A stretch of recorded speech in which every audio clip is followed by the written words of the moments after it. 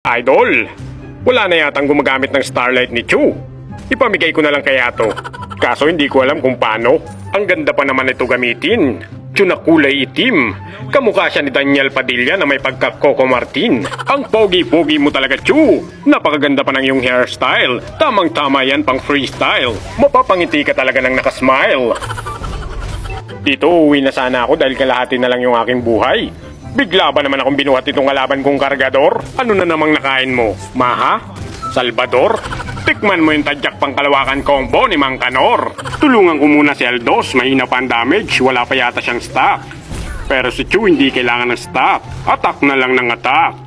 Masakit na yung damage nitong kalaban, makunat na rin. Kaya hindi na basta-basta kayang pabagsakin. Kahit tamaan pa to ng banana kick, makaka-ultimate pa to. Yari pa tayo dito. Buti na lang maraming damo. Tago-tago muna tayo, hintayin natin mawala yung shield ng kalaban. Sabay ultra-magnetic tadyak pang kalawakan.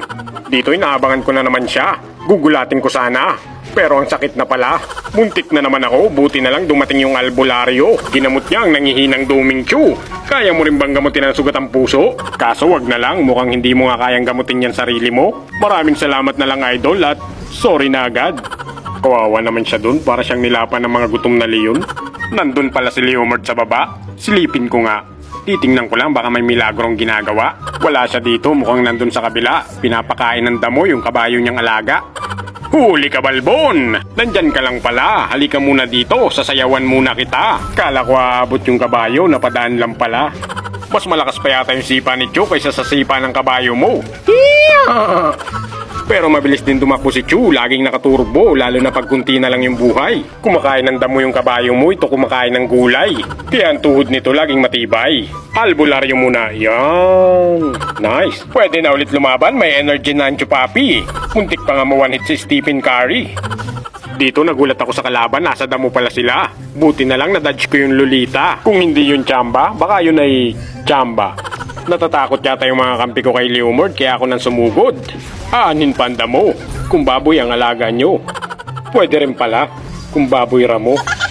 Nagkakasarapan ng labanan nyo dyan, si Chu isalin nyo naman daw. Kaya nito umubos ng 5 basta hindi gumagalaw. Bigyan nyo naman ng kill kahit 2 lang o kahit KS, masaya na yan. Sobrang takot sa ultimate ni Lolita na pa-flicker patuloy. Pero alam kong may natitira pa dito, may kalaban akong naaamoy. Yung kargador nandito pa. Kaso yung buhay niya punong-puno pa pala. Nakakagulat, nakakabigla. May kalalagyan tayo sa ultimate niya. Pero pag si Chupapi bumalik, makakatikim ka talaga ng flying kick, chocolate kick na may banana kick.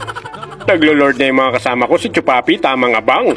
Target lock yung marksman para yung damage dealer ng kalaban mabawasan. Pati si Leomord hindi na nakatawag na saklolo sa kanyang kabayo na tuluyan. Tuloy-tuloy ang laban kahit ako ang napupuruhan. Cooldown pa ang tadyak pang kalawakan, delikado. Pagpasok ko dito na tuluyan, hindi kinaya ng albularyo.